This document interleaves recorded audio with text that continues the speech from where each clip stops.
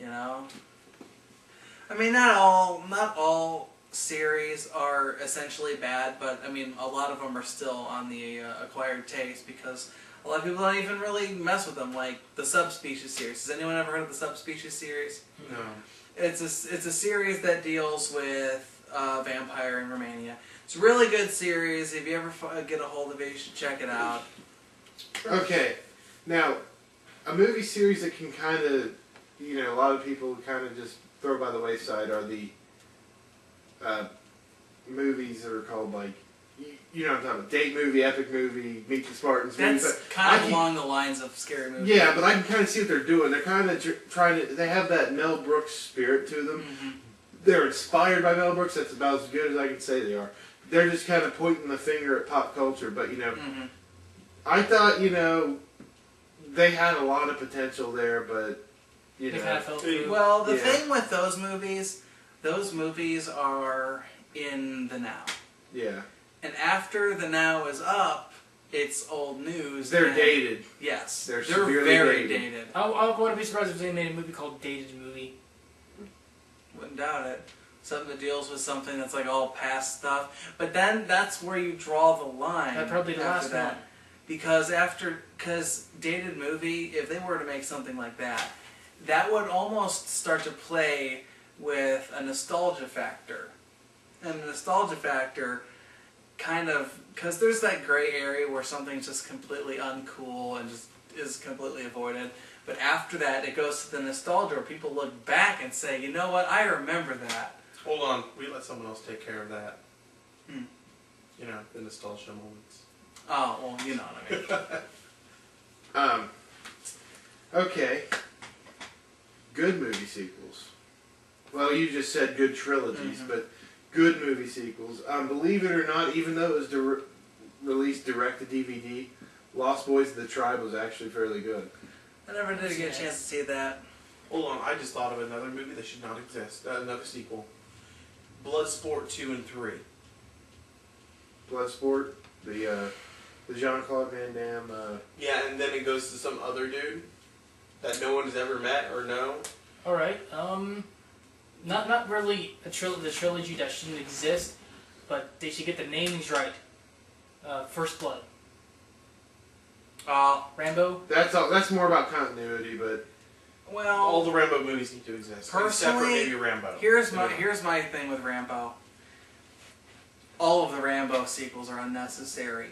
The story First Blood was fine the way it is, and it should have ended that way. Now, don't get me wrong, the other First Blood movies aren't bad, and I enjoy them, you know, to an extent, because I kind of consider myself to be a Sylvester Stallone fan.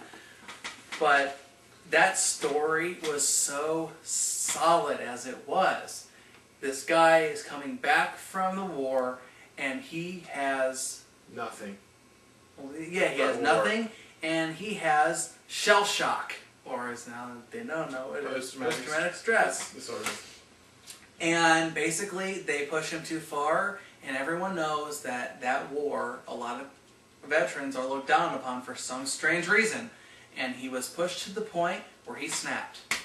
And that movie probably should have ended it at that, after they basically caught him. And the original story was he was supposed to be killed anyway. Yeah, there's an alternate ending to First Blood. So go check it out, though. I recommend you go check it out for yourself. I'm not going to spoil it for you.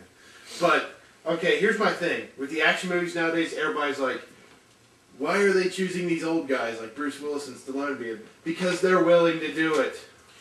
Yeah, okay. Die Hard. Die Hard. Live for your Die Hard. Yeah, I liked it. I liked it, but it didn't need to exist.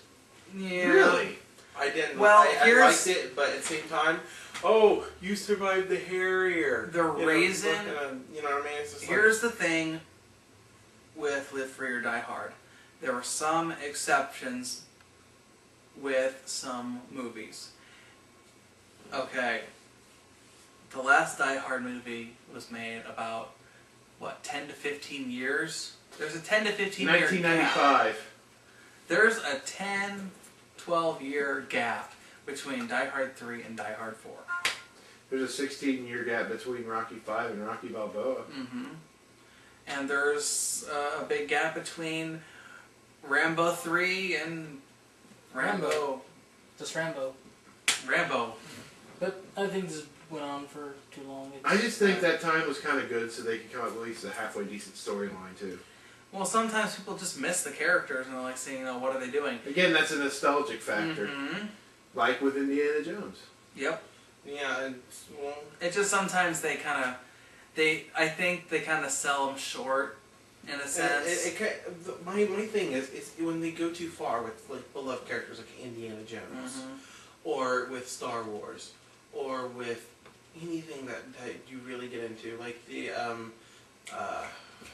who was it that starred in Aliens? Sigourney Weaver. Yeah, Sigourney Weaver.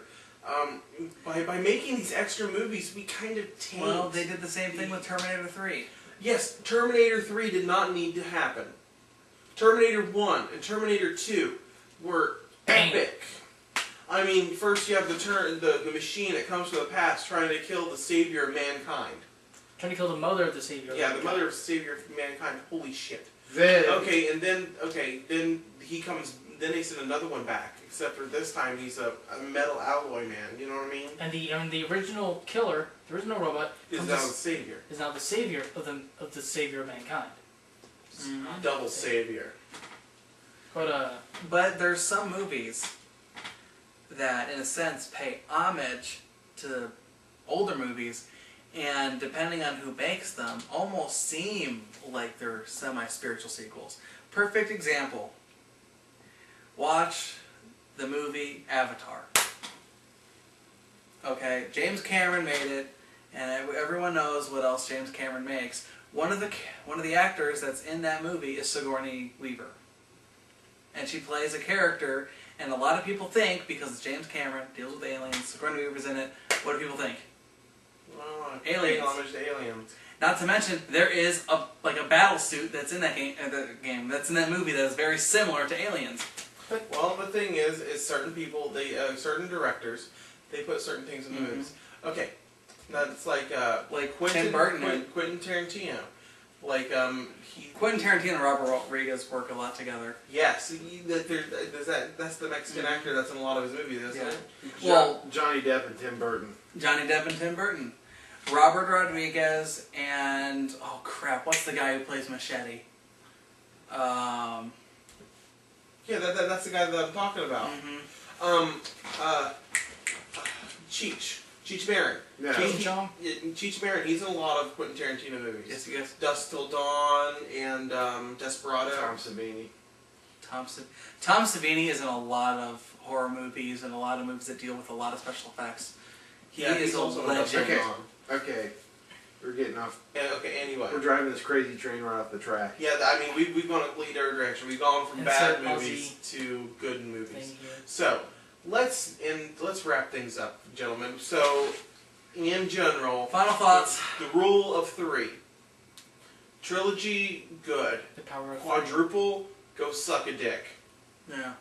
Very seldomly does anything past trilogy seem to go And wrong. I want to throw something in there, just real quick. Sometimes a movie can stand on its own. Bad sequel I forgot to mention. Dumb and Dumber.